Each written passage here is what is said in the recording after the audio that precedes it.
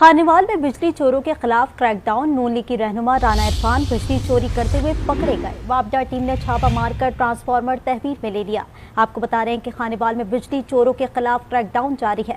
नून league की रहनुमा राना इरफान बिजली चोरी करते हुए पकड़े गए। वापडा टीम ने छापा मारकर ट्रांसफार्मर तहवील में ले लिया। तफसीलात जानेंगे आज इसके नुमाइंदे अशरफ गादी से। जी अशरफ, बताइएगा।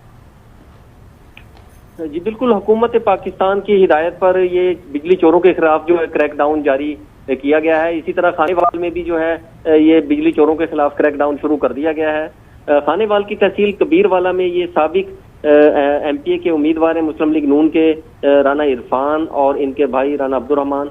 इनका ये मौका पर वापडा टीम ने यहाँ पे चेक किया तो इनका ट्यूबवेल जो है वो डायरेक्ट जो है सप्लाई से चल रहा था, जबकि इनका जो बिजली का कनेक्शन है वो यहाँ पे पहले से मुनक़ते था अदम अदायगी की वजह से, और डायरेक्ट तारें लगाकर ये बिजली इस्तेमाल कर रहे थे। जब वापडा टीम ने छापा